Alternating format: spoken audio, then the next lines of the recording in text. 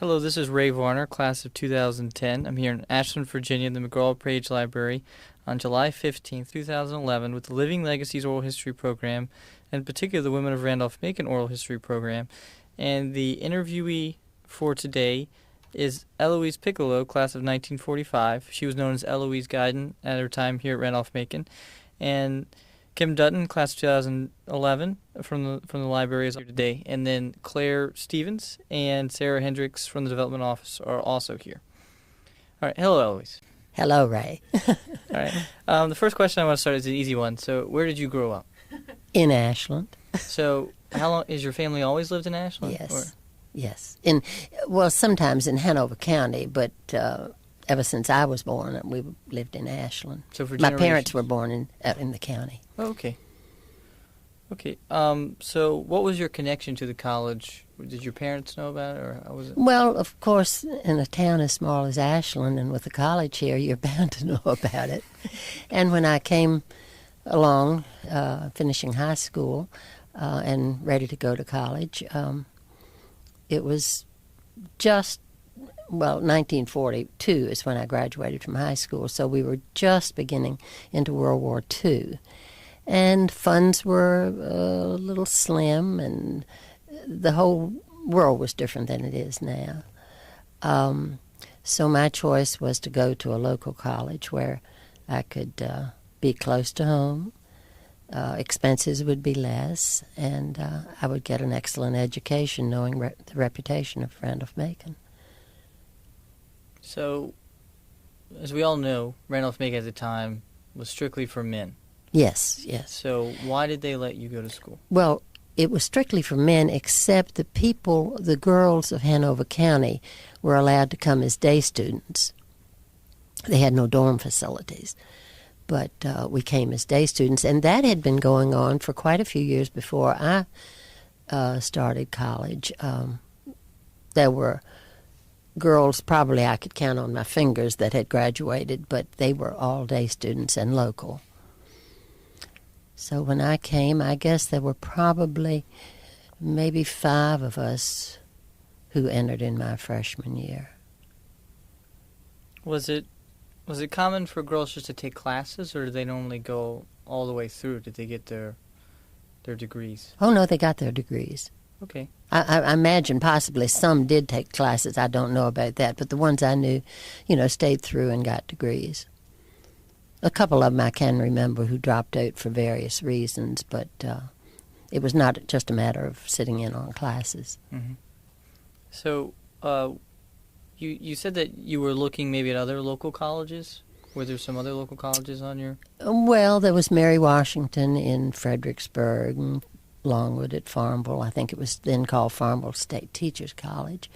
But all of them required, dorm facilities and much more expense. And, it was just more practical for my family and financial resources to come here.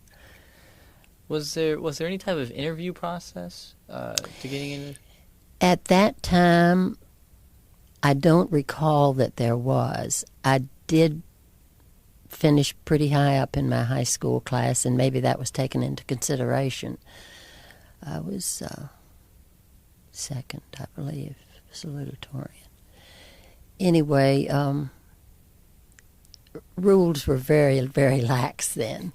They were happy to get a warm body, and the tuition, because Randolph-Macon was really, with the war, so many of the boys were being drafted, and the enrollment just plummeted.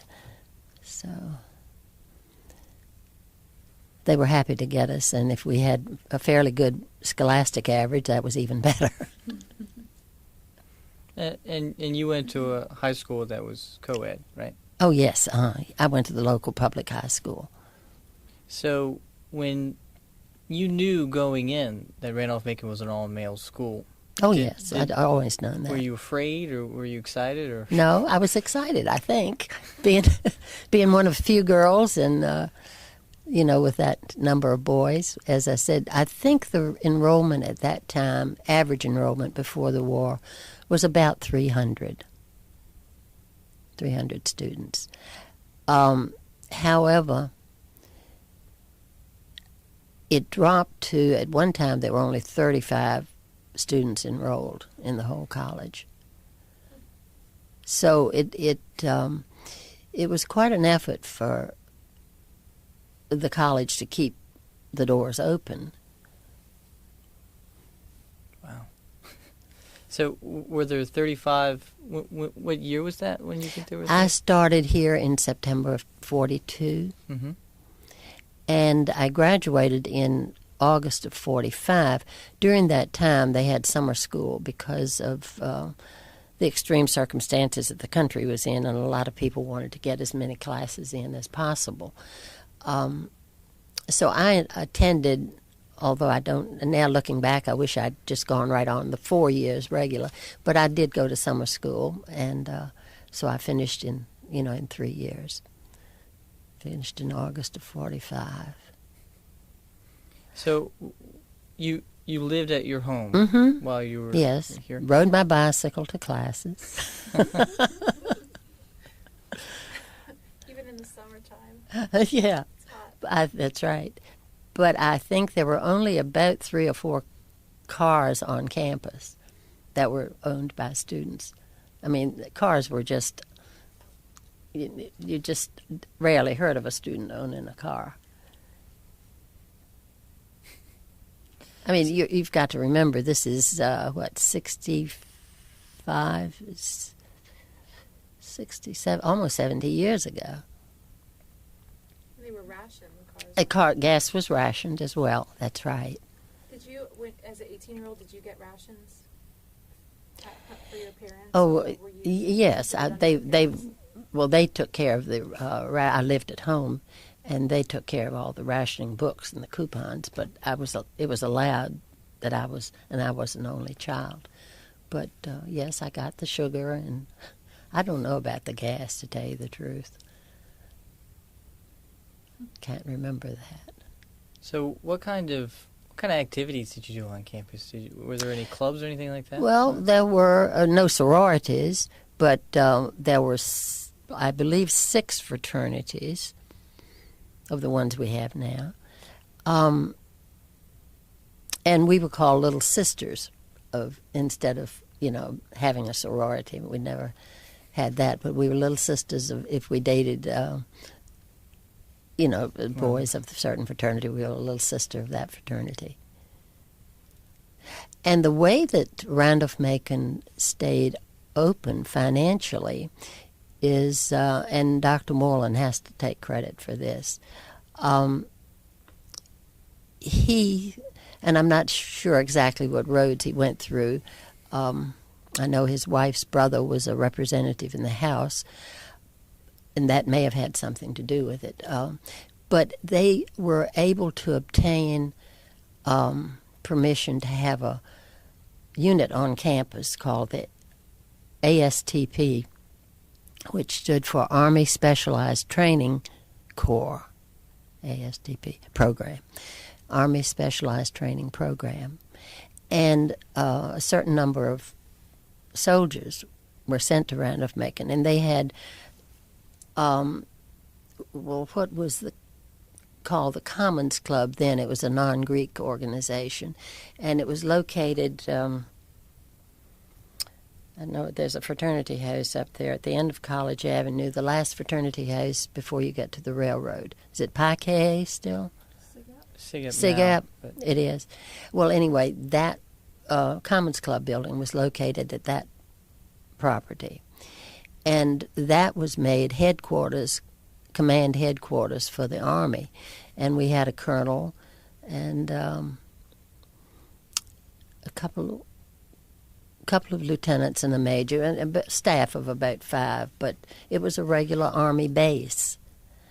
And, of course, being freshmen and girls and Army, we thought that was, that manna from heaven had just dropped on campus, And we often gathered over at the athletic field they had a regular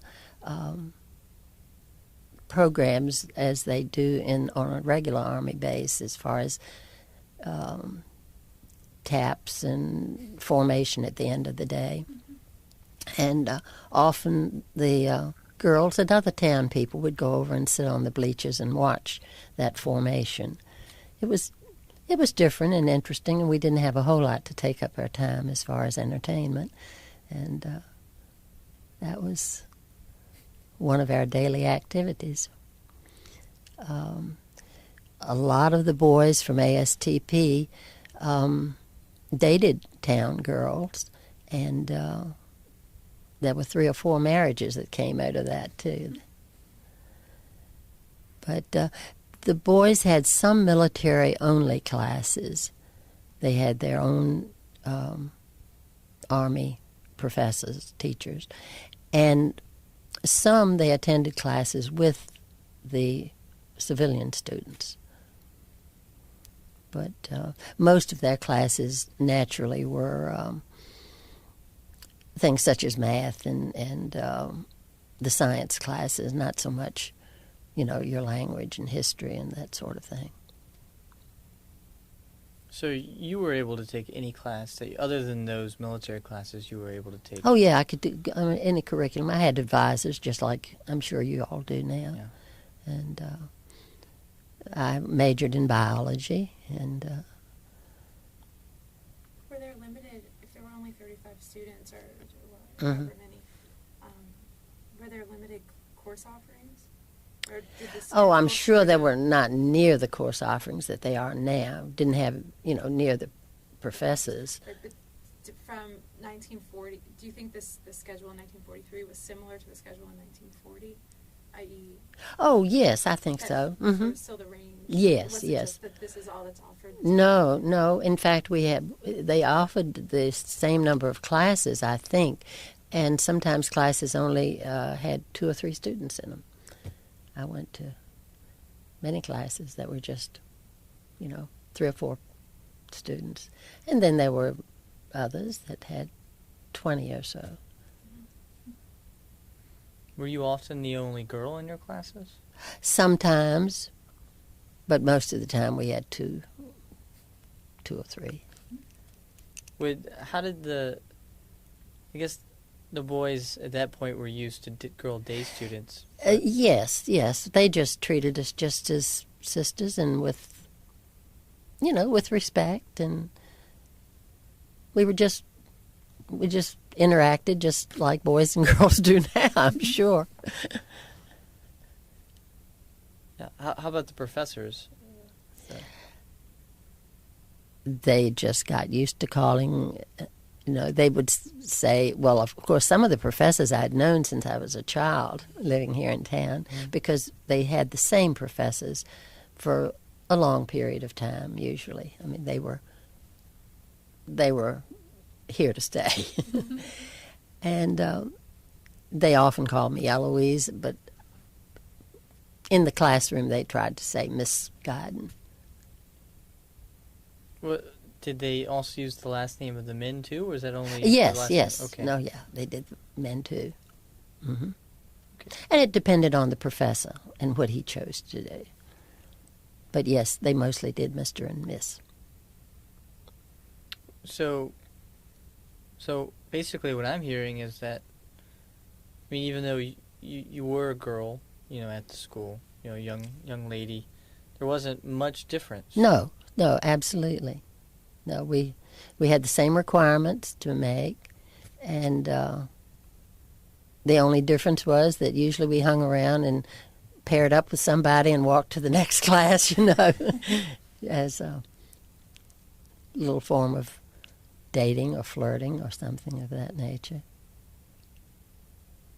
So would most of the men, did they still, I guess at that time, would they take the train up to Mary Washington or anything like that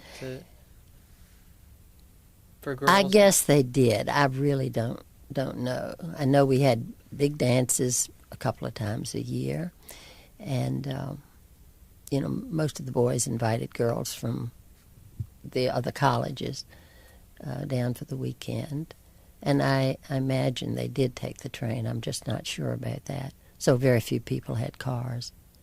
Mm-hmm. So would the Would the men at the college date the town girls? Yeah. Mm-hmm. Yeah, there was a couple of marriages that took place after the war, or maybe during the war, I guess it was. They did not go to college, but the town interacted so much with the college, and they took. When I'm speaking now of the Army unit that was here, they took in these boys just like family, and tried to make them feel at home. Not so much the boys because of the civilian students, because they had their parties on weekends, and that was about the extent of our social life, was fraternity parties. And then there was a hangout place down at the corner of Route 54 and Route 1 called the College Shop. It's now where a bank is located. But we would walk down there in the evening, weekend evenings, and the boys would drink beer. Sometimes the girls would drink beer, and most often they would. I mean, it wasn't just going to get drunk. It was just a matter of social activities, and it was a beer joint, I guess you would call it, but it was a respected one. And that is very seldom did they go into Richmond, as far as I know, because of the gas shortage.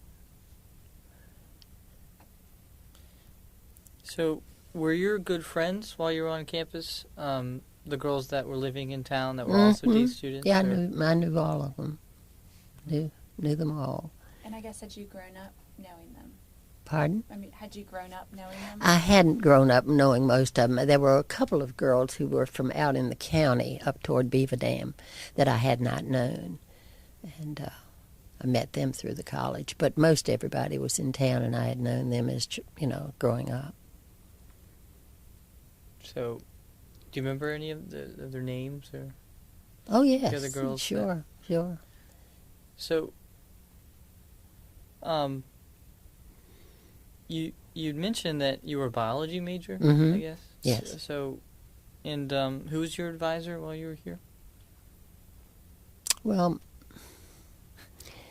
I had different advisors during different years, I think, as far as advising my classes. Yeah. My professor, biology professor at that time, was Dr. Bullington. And one thing we did, as I said, the classes were so small. I think it was my senior year. The professor had wanted this college to be a part of Beta Beta Beta, biological fraternity. And he had applied to the home office to, for the application for us to be accepted. And when I was a senior, that came through. And we were the charter, that was the charter year for Beta Beta Beta to be here. And it was really, we kind of laughed because it was a men's college, but there were three girls and the professor who were the initial members of Beta Beta Beta. We started it as in a men's college. So there was a sorority. It was, yes, right. At that time it was sorority, but now I'm sure it's men and women. I guess they still have the Beta Beta Beta chapter, Yep. don't they? And let's see. And then I was elected to Chi Beta Phi, which is a scientific fraternity also. Beta Beta Beta and Phi Beta Kappa. So, no, the girls were not restricted on anything that I can think of, as far as academics and that sort of thing. Do you remember if any of the girls did anything with the Yellow Jacket or the newspaper? Yes, one girl I think she was the editor of the, no, that was the Yellow Jacket yearbook, not the paper. A girl named Gladys Coulter was active in that. Do you have a yearbook from 1945? Mm-hmm. You do? I should have brought it, shouldn't I? That would have been nice. Yeah. Apparently it's like one of the only yearbook years that we lack. In this Really? generation. I'm pretty sure it's 45. No. You know, there was not a yearbook printed a couple of years during the war. And then at 1946 is the one I believe I have. And that took all the graduates in the period of time between, I had a freshman yearbook, 42 and 43, and I think 46 is my other one. I only have two. But I'll look that up when I get home, to be sure. Do you remember any of your other classes that might have been important or influential? Well, all of my biology classes I really liked. And my Latin classes under Dr. Bowen. Do you know anything about Dr. Bowen? No. No, I died. Dr. Bowen was Latin professor from day one. I don't know how long he'd been here, but he was probably in his 80s when I started, at least 70s when I started school. And he rode a bicycle, played tennis, very good tennis player, but not good enough to beat some of the students who let him win. They call that his classroom. His classroom, hours, exactly, so exactly. You've heard of that then. And unfortunately, Dr. Bowen, this was after I'd graduated, but he was riding his bicycle and he ran into a freight train at the crossing and was killed. He said he had bad hearing or something, or he couldn't I hear? don't know, probably at that time. This was, excuse me, several years after I'd graduated. But he knew his Latin. But, you know, I'm sure some of the students probably took advantage of him because of his age and possibly lack of hearing. But he was a good professor. One of my professors, Dr. Grillette Simpson, taught me English and word study, and he was one of my favorite professors. He left to go to be Chancellor of Mary Washington, but he was here for 2 years while I was here. All of my professors I liked, and I had known them, as I said, as a child almost, as I was growing up. So the professors tended to be in the community in Ashland? Yes, yes. So they would live around here? Yeah, they lived, all of these buildings on Henry Street here, where the fountain is and the Students Brown Center and the dining hall, they were all houses. And the professors lived in those. And some on College Avenue.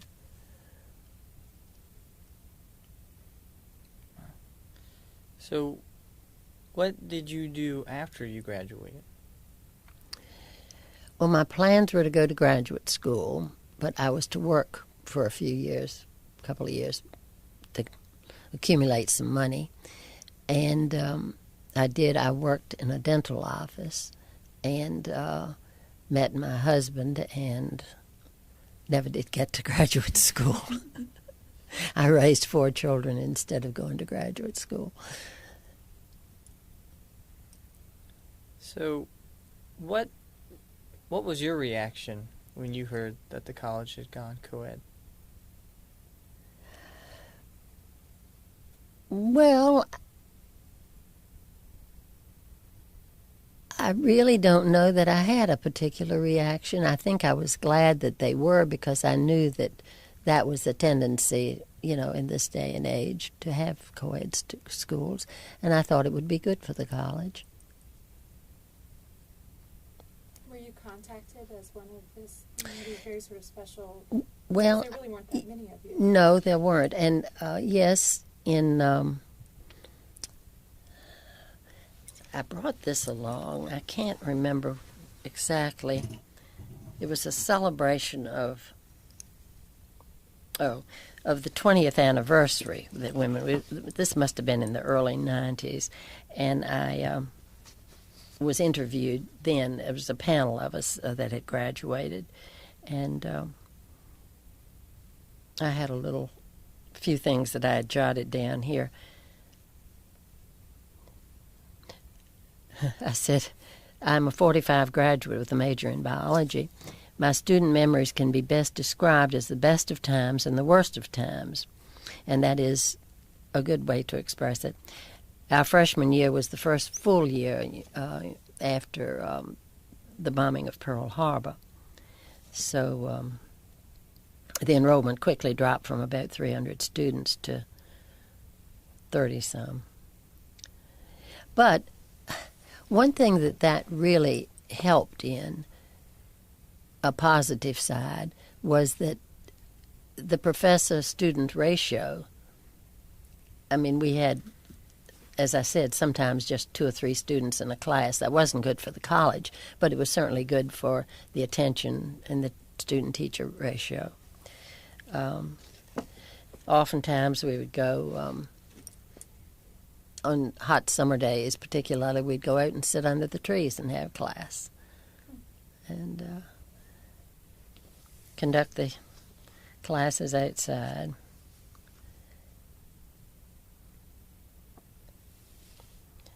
But I'm speaking here of Randolph-Macon struggling financially, during that period. And this explains about the ASTP unit. The Army approved Randolph-Macon as a base for the Army Specialized Training Program. And already the town had become accustomed to many troop trains passing through on the RF&P tracks. And, at that time there was no air conditioning in trains, and all the windows were up, and the soldiers and the sailors were hanging out the window and waving to people. And it was such a patriotic war that, the town people would wave and sometimes call out words of encouragement to them and that sort of thing.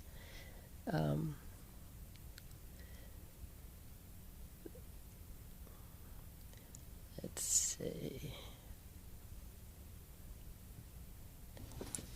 Were there many boys who entered with you and then made it through at the same time, or did most of those guys, was it just most of them were drafted, yes. It was a coming and going. Some would stay a semester or 2 semesters and then be called out. Then they'd come back. Mm-hmm. Oftentimes they would come back and finish up for their degree.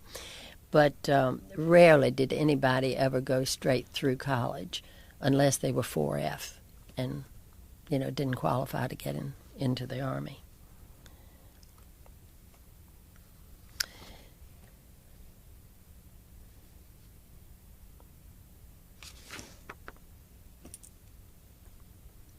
And I say here that girls were included in most all of the campus activities.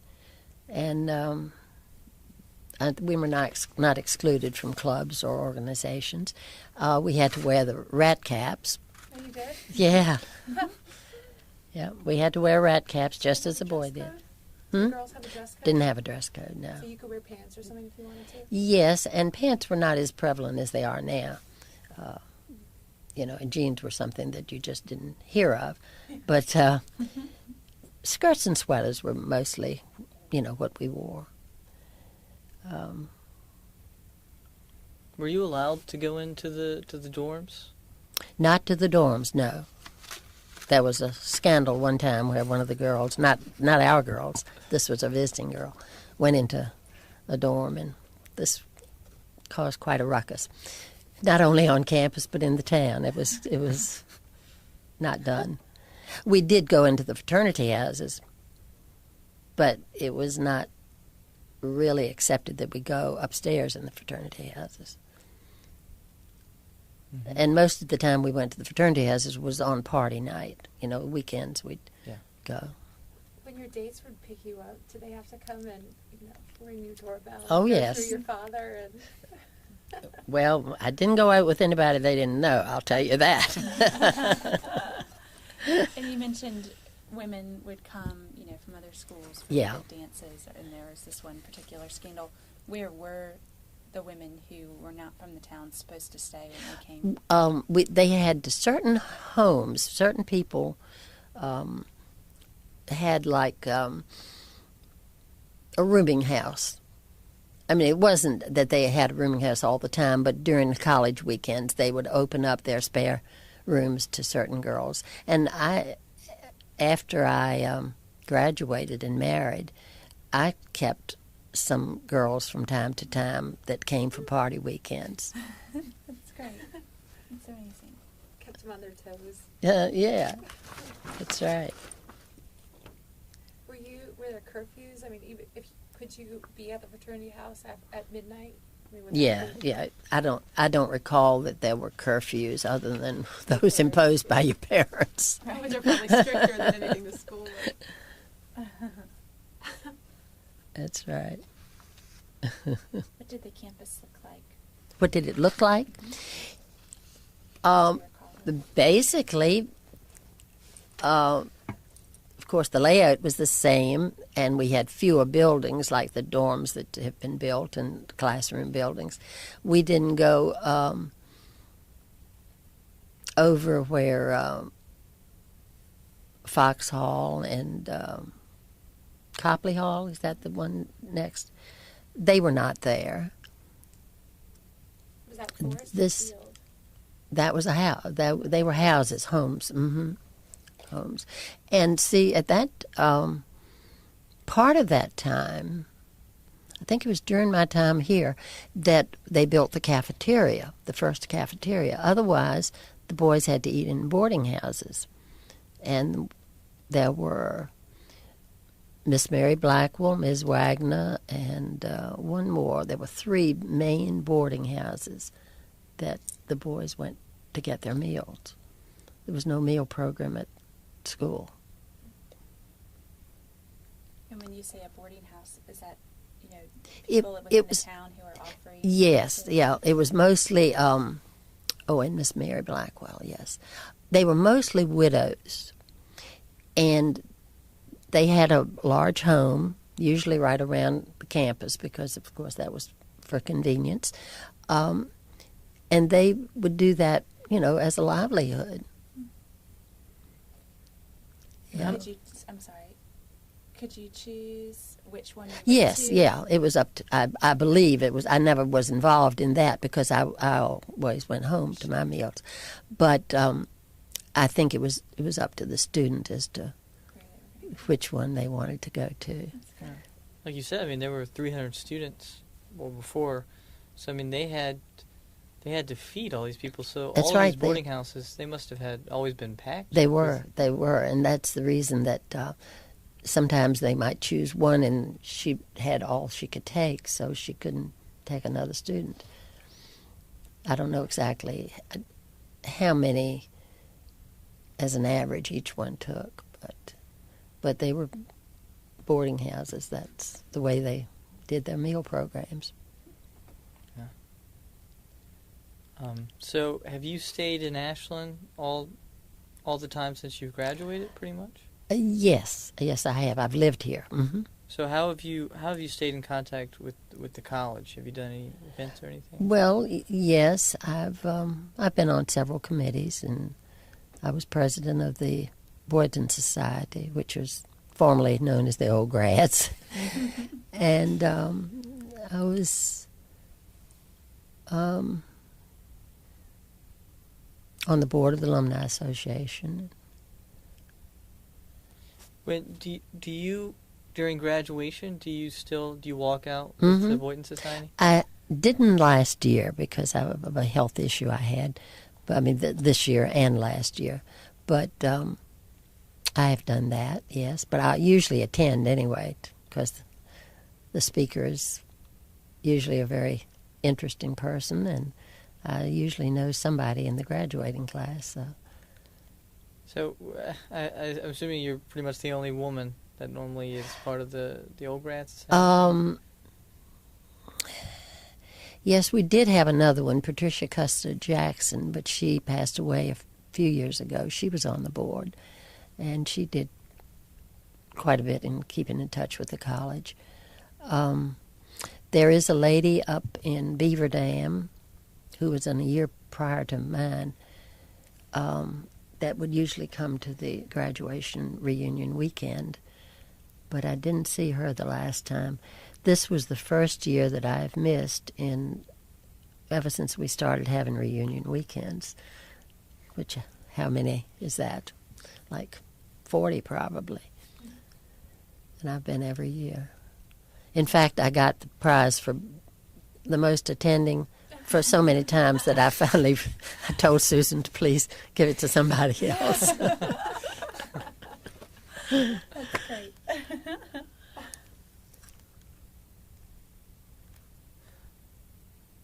And where was the library? The library was at Peel Hall. Okay. Mm-hmm. Where was biology? Biology was over in the Pace building where the art gallery is now. No, it wasn't. That was chemistry. Excuse me. It was in a building between the Pace building and the KA house. But, well, it's not there now. They pulled it down. They had physics and biology in that building. Did you have to go to chapel? Oh, yes, twice a week. You did? Twice a week. Compulsory chapel. Well, what would normally go on during? We'd just suffer through most of the time. Sometimes they'd have a program, maybe a guest artist, pianist or something of that nature. But most of the time it would just, I don't know. It shows how much I paid attention, doesn't it? You mentioned what the women wore on campus.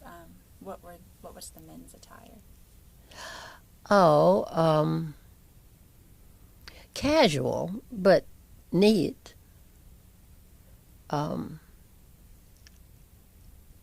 Not shirt and tie most of the time. But, they had on khakis and just a casual shirt. And as I said, girls were mostly sweaters and skirts, saddle shoes, and socks.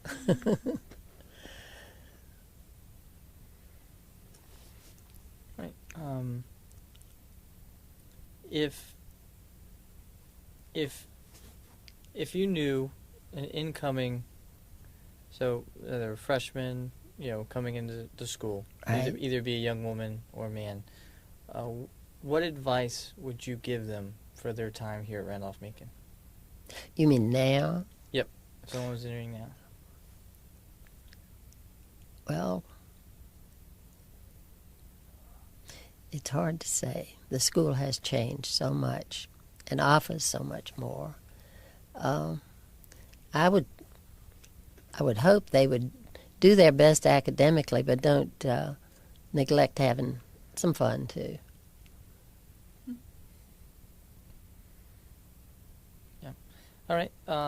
Is there anything else that we may have not hit on that you would like to talk about? I can't think of anything else, Ray. Let me quick scan this over a minute.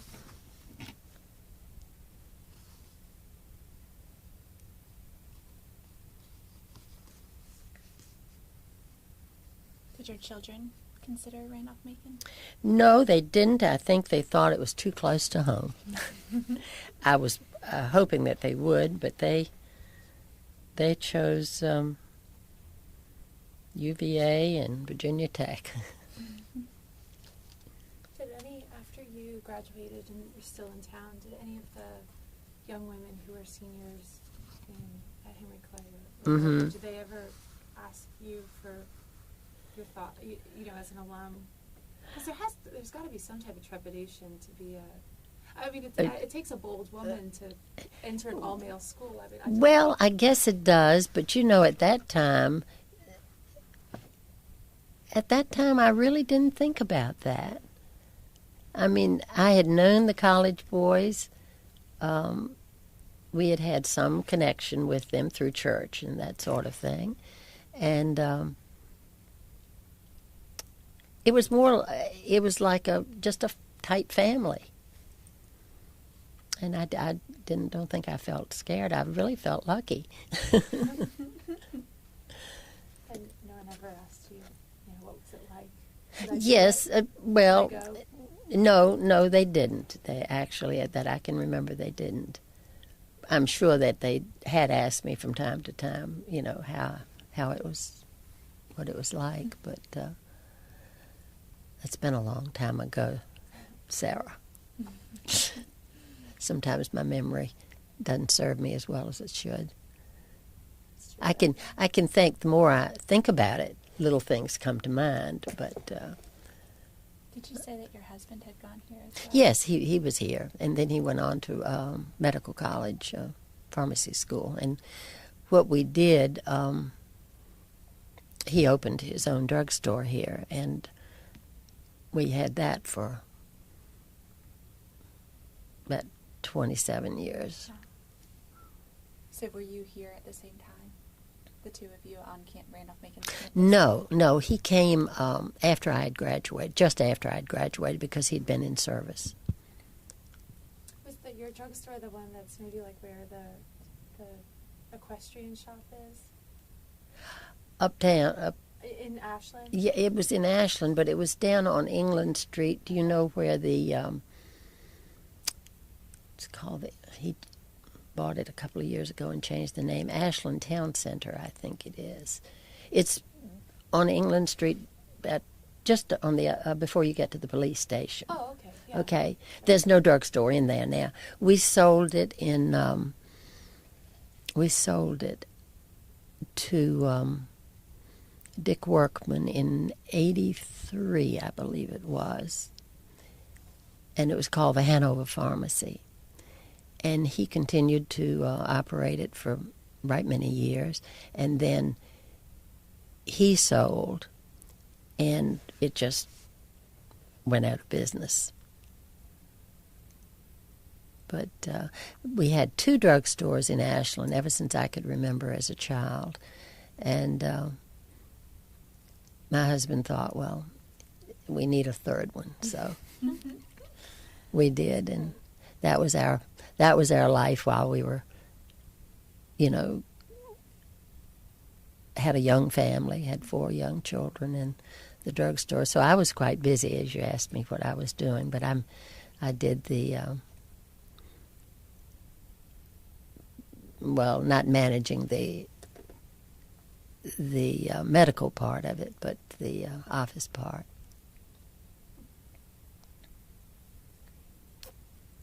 Right. Well, thanks for your time. I guess that's Well, all we have. I hope I've offered a few things. Oh, you have indeed. It's wonderful. Thank you. I wish I could do more, and I'm sure when I get home I'll think of a dozen things that I wish I had said. If that's the case, we can reschedule and add some stuff. But I don't think of anything right offhand. This 20th anniversary, which it was a neat thing. I'm a saver, pack rat sort of, and it was this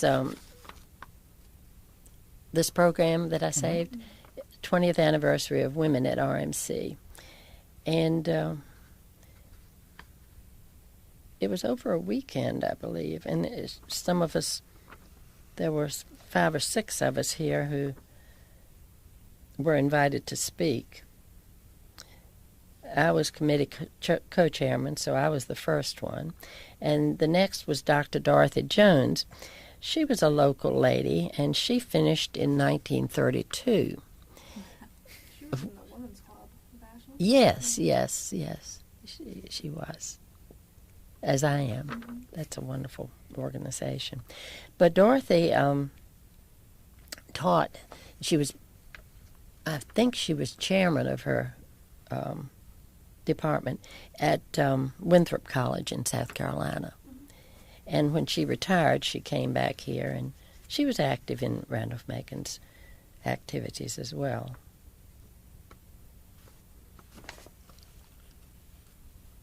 What were the other programs throughout that weekend? Because, of course, this year we're celebrating 40 years. 40 years. Oh, that's interesting. Another 20. B.J. Seymour did the invocation. Were any of you here when B.J. was on the faculty? I was not, no. She was philosophy and religion, I think. B.J. was in the women's club, too. She was a wonderful lady. She died last year. Liddell Payne was president. Ira Andrews opened remarks.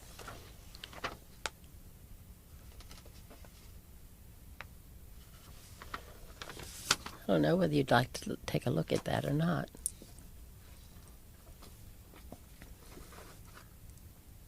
Do you remember the plaque that they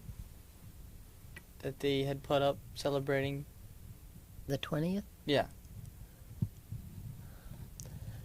I don't believe I do, Ray. Apparently, Where is it? It's in the campus center now, but apparently they had printed a man's name by accident on the plaque. Oh, So I'm still trying to figure out who figured that out. So wonder what it His was. name was Lee. What was the last name? Davies, Lea. That was his first name. So I guess they Oh. assumed it was Oh, Leah. uh-huh. So on the plaque they have removed one name, but there's a little blank because, Right. it's Oh, plaque no, I celebrating don't women, recall and that. It's sort of funny.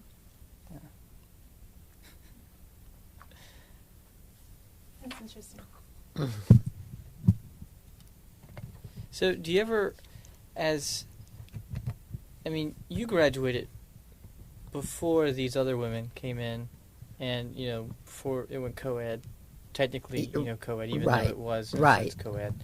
But they just didn't have dorm facilities. Yeah. So, this was a 20th year anniversary celebrating them. I guess they invited you back even though, because you are a female student. Or Yes, and they invited some people older than I was as Mhm. well. A couple of them Yeah. had graduated earlier years. But do you feel like the college should emphasize, this time when the women, when they came on, there was a residential campus, it was co-ed. Mm-hmm. We make a big deal out of the fact that this is 40 years since we've gone co-ed, even though, there's so many women, who came, well, not so many, but, there was always at least a handful Always of women a on handful campus. of women, yes. So I just find it kind of interesting that I didn't know your opinion on that, if you... And your question is what now? Just your thoughts on that idea that the college puts so much emphasis on... On the women? Yeah, well, not necessarily on the women, but on this 40 years. On the but 40 there years, were so many of you before then. Well, that's true. And I have thought, well, we were there since the 30s. It's been 70, 80 years, It's not just 40. But I know what they had to have something to mark it by, some point of demarcation. And that was when dorm facilities were available and they could come live on campus.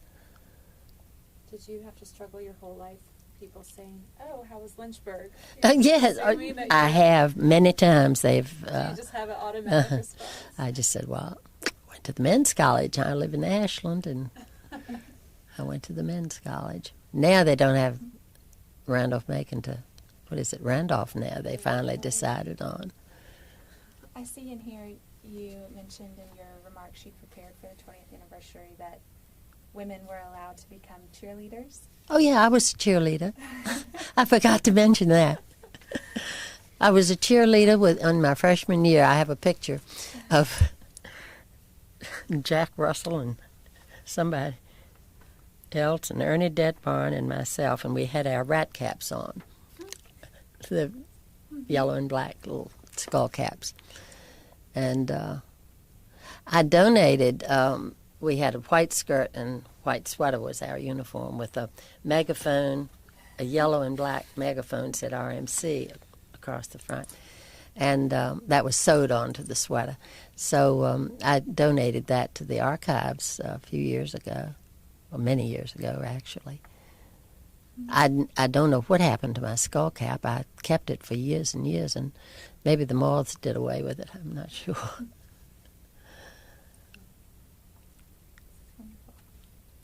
Do you remember, did they still have homecoming queens Yeah. back then? Oh, yes, that was a big deal.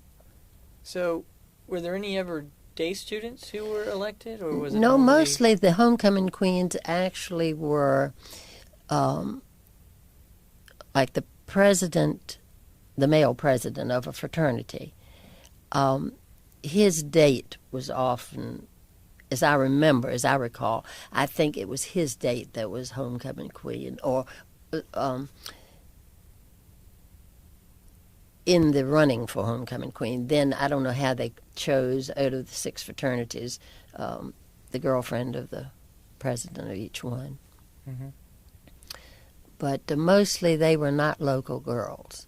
That's when a lot of local girls really felt the sting.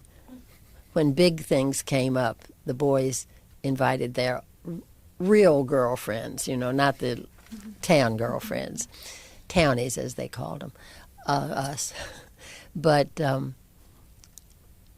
they invited their girlfriends from home that were usually at another college. But yes, so that was a big deal. Is this, did they have Camptown races while you were here? Well, I don't know. I don't associate Camptown with the college, so I just, I guess they did. I know they had Camptown races when I was married and had a young family, because I know one year my husband went with male friends, and I had to stay home with the children. And then I think their Camptown races came into a little problem, and they had to stop them for a while. Mm-hmm. Did you and your husband get married while he was still a student or after he graduated? No, we got married this summer between Randolph-Macon and medical college. So before he started pharmacy school, yes. So I went through pharmacy school with a young baby and a husband trying to work and be a father and be a husband. But it worked out. Sure. Well, thank you. Well, So you're much. welcome, and It was amazing. I'm glad to meet you all and learn a little bit more about what y'all are doing over here.